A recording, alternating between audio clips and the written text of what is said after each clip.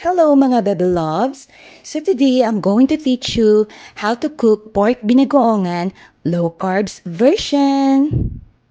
So narito na ang ating mga ingredients.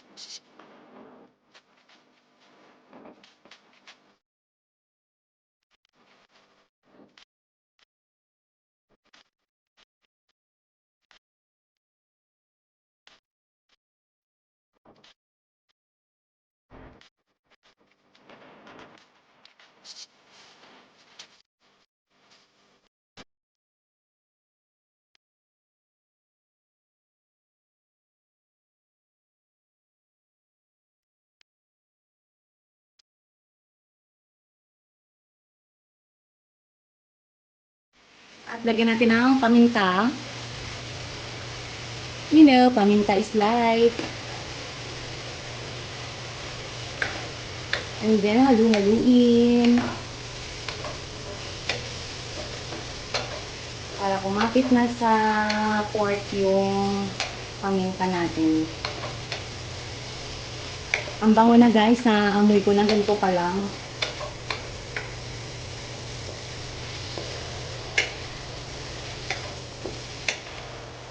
And then guys, maglagay na tayo ng bagoong.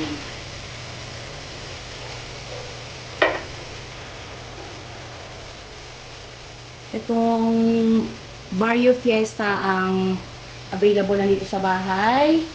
Pero you can use any bagoong kung ano yung available sa inyo, yun ang gamitin nyo. Ito kasi yung available lang dito. 2 tablespoon ang ginamit ko guys.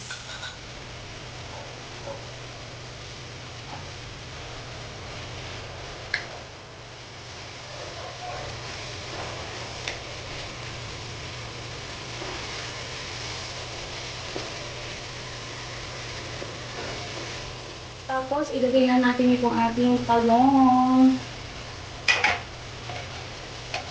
And then, halu-haluin mo lang.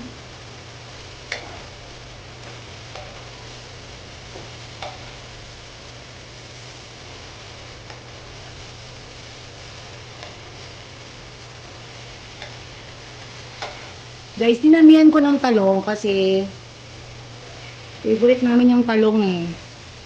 Minsan nga yung talong na nauubos. Natitira yung pork. Mas nauubos nila, mas nauubos nila yung talong. Kaya kung napapansin niyo, mas marami yung talong kaysa dun sa pork. Kasi gusto rin ng mga anak ko sa binagoongan yung talong. Ang talong, bao. Guys, nakalimutan ko sabihin kanina, maglalagay din nga pala tayo ng konting suka.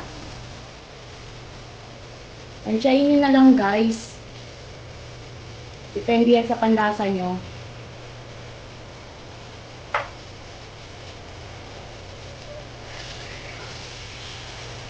Para lang mabalanse yung ano ng bagoong.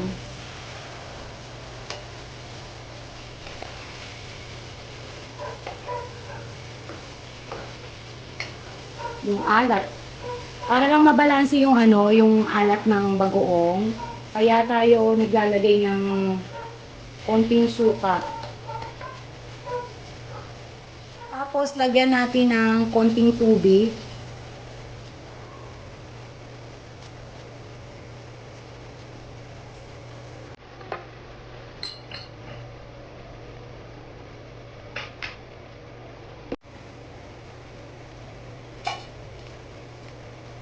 And then Takpan muna natin at hayaan natin kumulo ng 5 minutes. After 5 minutes,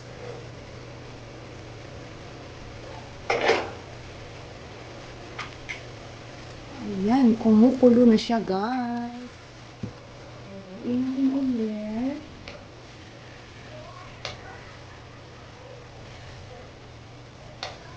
Guys, dahil low carbs itong gagawin natin, maglalagay rin nga pala tayo guys ng konting sugar. Pero hindi tayo gagamit ng regular na sugar. Instead, ang gagamitin natin ay itong stevia or any substitute sweetener that you have.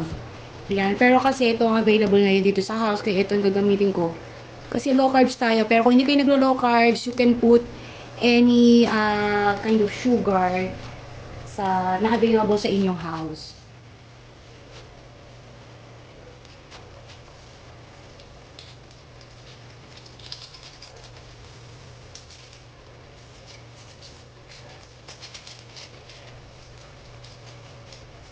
Isa lang to munang nilagay ko guys.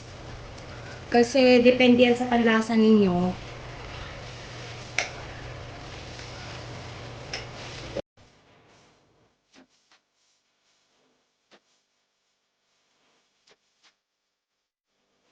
And after that, lalagyan na natin tong sili. This sili is optional guys kasi depende yan sa inyo kung gusto nyo ng maanghang. Pero kasi kami, medyo gusto namin ng may konting sipa. Sipa talaga. May konting anghang. Mas masarap kasi yung may konting anghang guys. Pwede rin kayong gumamit guys yung yung siling pangsigang, yung kulay green. Kaya lang, wala kasi akong ganun dito sa bahay, wala na akong stock. Kaya itong siling labuyo na lang yung ginamit ko.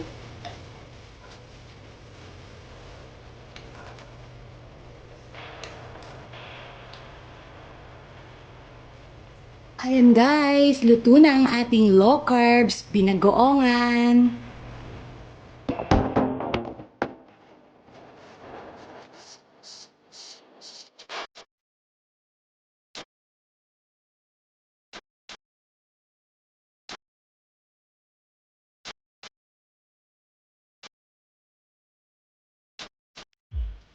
Thank you for watching guys, and I hope you enjoyed watching my video. And for those who are on a low carb diet, you may also try cooking this at home.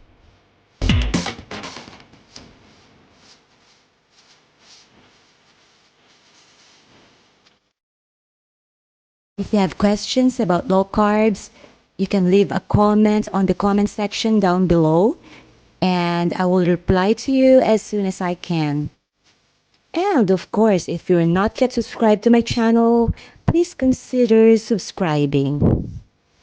I will be more happy if you're going to like this video and share it to your friends. So that's it. Again, thank you for watching. Until next time, bye-bye.